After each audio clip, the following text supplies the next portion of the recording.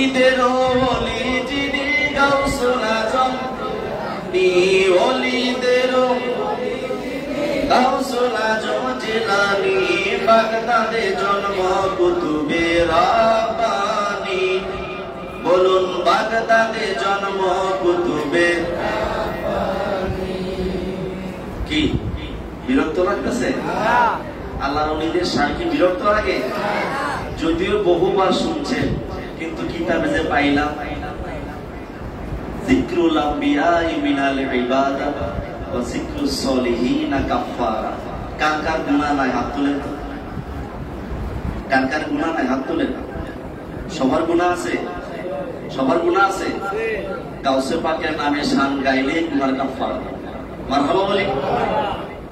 খাজা আজমিরের শানে শান গাইলে গুনার কাফারা হবে। মগবাজারের শানে শান গাইলে গুনার কাফারা হবে। কথা বলেন ঠিক কি না? আল্লাহ রাব্বুল আলামিন আমাদেরকে ওলিদের খাতায় নাম উঠায় দেয়, বলি আমিন।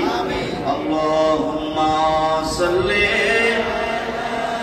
সাইয়্যিদিনা মাওলানা মুহাম্মদ ওয়া আলা আলি সাইয়্যিদিনা মাওলানা। আমার আল্লাহ বললেন, আমার ওই ওলি যখন, আমার ওই বান্দা যখন আমি আল্লাহর দরবারে দুইটা হাত বাড়াই কিছু চাই, সওয়াল করে, সওয়াল করার সাথে সাথে ওই বান্দাকে আমি সব দিয়ে দিই। সুবহানাল্লাহ। কোনো কিছুর জন্য তাকে ফিরাই না। একটা কথা মনে হইল বাবা, গত কয়েকদিন আগে ফেসবুকের মধ্যে দেখলাম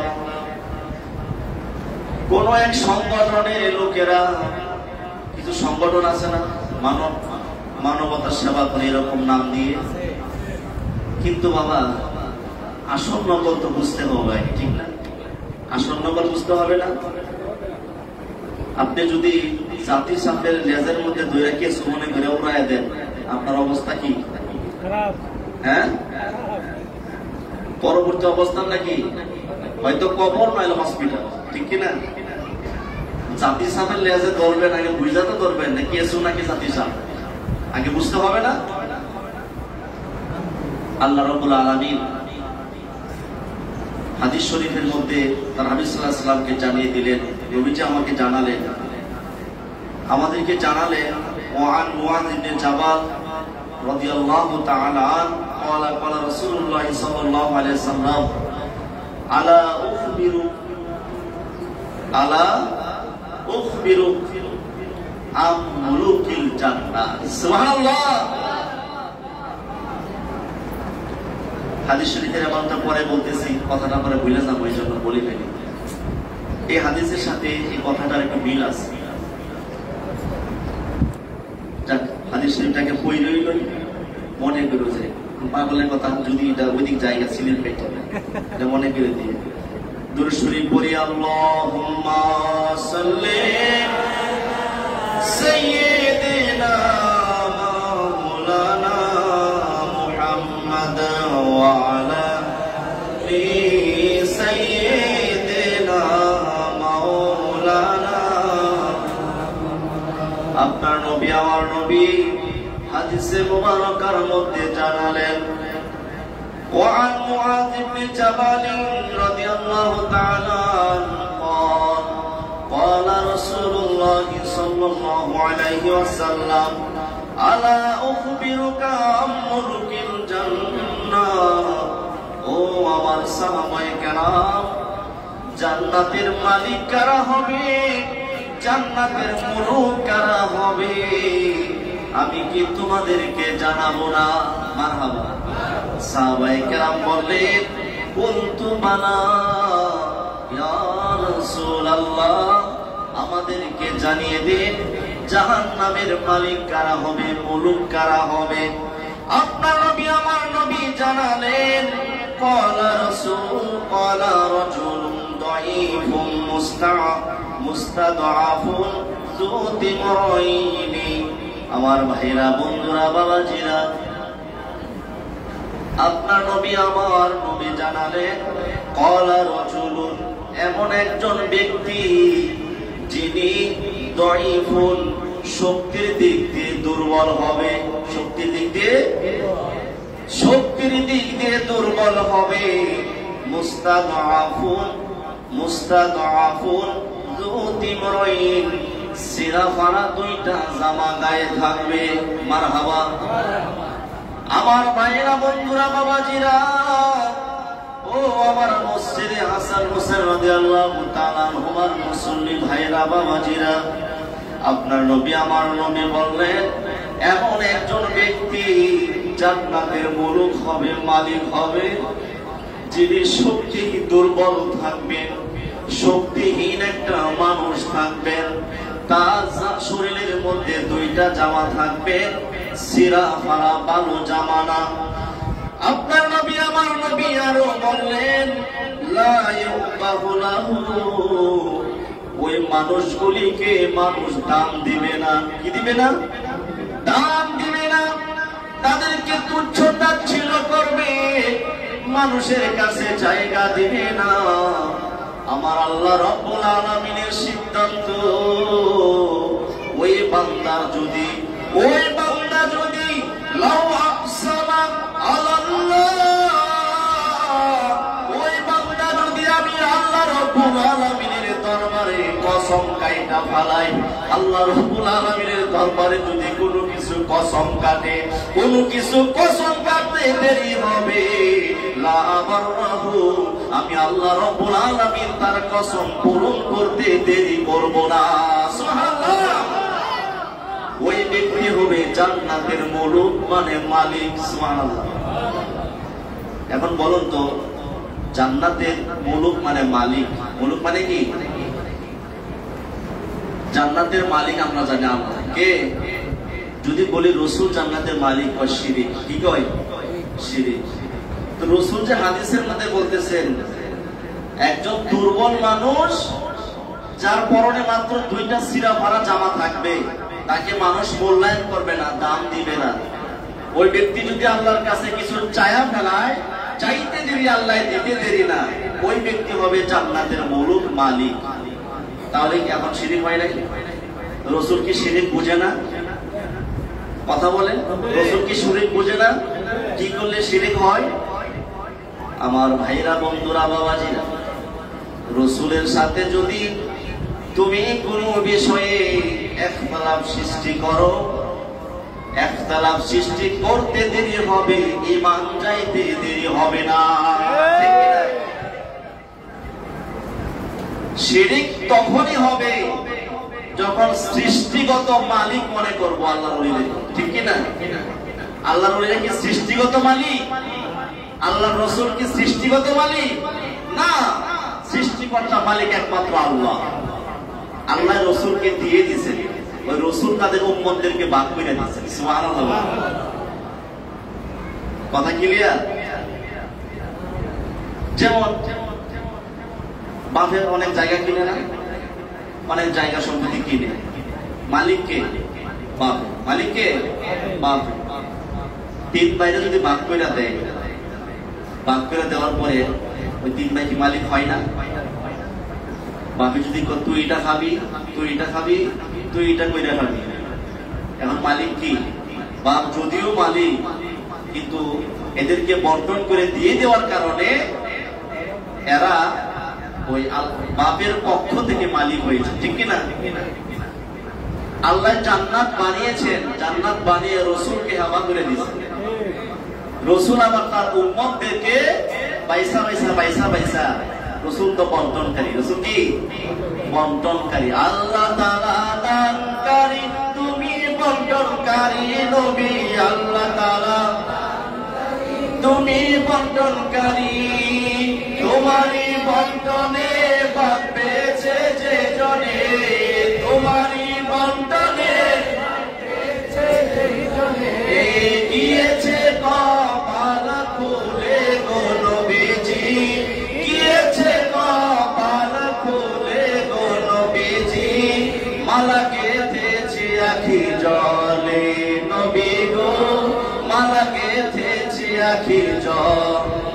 ওই দুর্বল আল্লাহর ওলিটাও রাসূলের দরবার থেকে ভাগ পাইছে।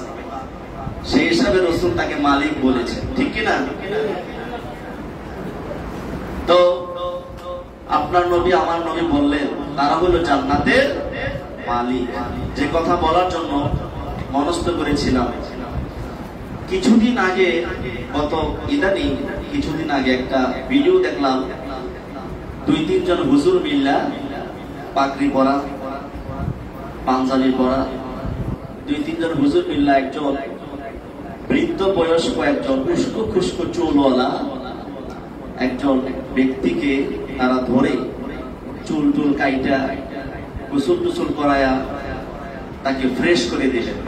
বলতেছে উদ্দেশ্য কি, ওনার চুল টুল জট হয়ে গেছে, এই জট চুলগুলি যদি আমি খুলে দেই তার মাথাটা পাতলা লাগবে, তার মাথাটা কি লাগবে? পাতলা লাগবে। গোসলটা করায় দিলে শরীরটা তার পাতলা লাগবে। তাদের উদ্দেশ্য হলো সেটা।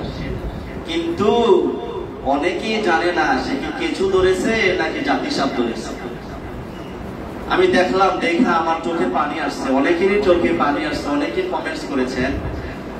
ওই লোকটাকে যখন তার মাথার চুলগুলি কাটতেছে, ওই লোকটা পরনের মধ্যে এমন একটা কাপড় পরনো, যে কাপড় দিয়া তার 70 টাকা কি টাকা সম্পূর্ণ একবারে নাভি থেকে হাঁটুর নিচ পর্যন্ত কাপড় আছে, তার মানে তার 70 ঠিক আছে। সে পাগল না, সে কি না পাগল না, কিন্তু তিনি রাসূলের হাদিস অনুযায়ী তাদের মধ্যে তিনি পড়ে যান। সুবহানাল্লাহ। ওই ব্যক্তির চুলগুলি যখন কেটে দিচ্ছে, ওই ব্যক্তি বলছে আমার চুল কাটো না, আমাকে তোমরা এইভাবে ধরে রাখো, আমাকে ছেড়ে দাও। লোকগুলি জোর করে তার চুল কাটছেন, আর ওই লোকটা আসমানের দিকে তাকায়া আল্লাহকে ডাইকা বলতেছেন, আল্লাহ, ও আল্লাহ তুই দেখিস, তুই আল্লাহ তুই দেখিস। আর কিছু বলে না, শুধু একটা কথাই বলে, আল্লাহ তুই দেখিস। আমার ভাইরা, বন্ধুরা, বাবাজিরা, আমরা অনেকে মজ্জুবলিকে চিনতে পারি না, মজ্জুবলিকে আমরা বুঝতে পারি না। রাসূল বলেছেন আমরুকিল জান্নাহ, জান্নাতের মালিক তারাই হবে যাদেরকে দেখলে দুর্বল জীর্ণ শীর্ণ মনে হবে, তাদের পরনে ছিঁড়া ফাড়া 2টা জামা থাকবে, তাদেরকে মানুষ মূল্যায়ন করবে না, মানুষ তাদেরকে দাম দেবে না। ওই লোকগুলি যদি আল্লাহর দরবারে 2টা হাত বাড়ায় কোনো কসম কাটে, কসম কাটতে দেরি আল্লাহ কবুল করতে দেরি করে না। আমি খুব ভয় পাইছি ওই লোকগুলার জানি কি অবস্থা হয়, কারণ সে আল্লাহকে যেভাবে ডাক দিছে কোনো সাধারণ ডাক নয়। ঠিক এভাবেই বলছে, অনেকে ভিডিওটা হয়তো দেখছেন, আল্লাহ তুই দেখিস, আল্লাহ তুই দেখিস। আমার ভাইরা, বন্ধুরা, বাবাজিরা, সময় শেষ। সময় কেমনে কেমনে শেষ হয়ে যায় বাবা। এই সম্পর্কে আরেকটা হাদিসে মুবারাকা, وقال رسول الله صلى الله عليه وسلم رب أشعث أغرب مدفوع بالأبواب لو أقسم على الله لأبره। সুবহানাল্লাহ। আমার ভাইরা, বন্ধুরা, বাবাজিরা, এই সম্পর্কে আপনার নবী আমার নবী আরেকটা হাদিসে মুবারাকার মধ্যে জানালেন, রাসূল সাল্লাল্লাহু আলাইহি ওয়াসাল্লাম ইরশাদ করলেন, রুব্বা আশআসা, কিছু মানুষ আছে আমার উম্মতের মধ্যে যাদের চুলগুলি হবে এলোমেলো, চুলগুলি হবে এলোমেলো, আগরাবা, চুলগুলি এলোমেলো ধুলাই মলিন থাকবেন, তাদের চুলগুলি সিল্কি থাকবে না, তাদের চুলগুলি দেখলে মানুষ আহ কত সুন্দর বলবে না, তাদের চুলগুলি দেখলে মানুষের পছন্দ হবে না, ধুলাই মাখা মলিন হওয়া, ওই চুলগুলি উস্কো খুস্কো অবস্থায় থাকবে, মানুষের দরজায় তাদের জায়গা হবে না, মানুষের দরজায় গেলে মানুষের দরজা থেকে তাদেরকে তাড়িয়ে দিবে, দরজা থেকে তাদের তাদেরকে বিতাড়িত করে দেবে। তাদের ব্যাপারে আল্লাহর সিদ্ধান্ত, লাউ আকসামা আলাল্লাহি লা আবাররা, ওই বান্দাগুলি যদি আমি আল্লাহর কাছে কসম কাইটা ফালাই, কসম কাটতে দেরি হবে, ওই বান্দাদেরকে আমি দিতে দেরি করব না। সুবহানাল্লাহ। আল্লাহ তাদের কসম রক্ষা করেন। চুলগুলি উস্কো ফুস্কো, ধুলাই মলিন, কি বুঝলেন? কাদের মাথার চুল কাটেন আপনারা দুইরা? কারো যদি হিতাহিত জ্ঞান না থাকে, কি থাকে? হিতাহিত জ্ঞান নাই, পাবনা যাওয়ার মতো অবস্থা। তাদের সেবা করেন, তাদের সেবা করেন, তখন মানবতার সেবা হবে। একজন সুস্থ মানুষ, বিবেকবান মানুষ, যার গায়ে হাত দিলে আল্লাহর কাছে বিচার দেয়, ওই মানুষদের চুল কাইটা জাতি সাপের লেজ কাইটেন না, ঠিক কিনা বলেন? ভবিষ্যৎ খুবই খারাপ হবে, খুবই খারাপ হবে। কত পাগল দেখেছি আল্লাহর ওলিদের মাজারে লাথি দেয়, আল্লাহর ওলিদেরকে পা দেখায়, ওই পা নিয়ে কবরে যাইতে পারে না, ঠিক কিনা? বহু উপমা। এই জন্য আল্লাহর ওলিদের সম্মান, আল্লাহর ওলিদের ইজ্জত রক্ষা করতে হবে। কারণ আল্লাহ বলেছেন, আমার ওই সমস্ত মজজুব ওলিদের ব্যাপারে, আমার বন্ধুদের ব্যাপারে যদি তোমরা শত্রুতা পোষণ করো, তোমাদের ব্যাপারে আমি আল্লাহ নিজে যুদ্ধ ঘোষণা করলাম। এজন্য আমরা যেন আল্লাহ রাব্বুল আলামিনের সে ওলিদেরকে চিনে চিনে তাদের কদর করতে পারি, আল্লাহর ওলিদের পথে এবং মতে থাকতে পারি, আল্লাহর ওলিদের সহবতে থাকতে পারি। আল্লাহ রাব্বুল আলামিন যেন আমাদেরকে তৌফিক দান করে, সকলে বলি আমিন। আজকে পবিত্র রবিউল সানি মাসের প্রথম জুমা, ইনশাআল্লাহ এই মসজিদের মধ্যে, এই মাদ্রাসার উদ্যোগে, মসজিদের উদ্যোগে, দরবার শরীফের উদ্যোগে পবিত্র ফাতিহা ইয়াজদহ পালিত হয়ে থাকে। তারপরে পবিত্র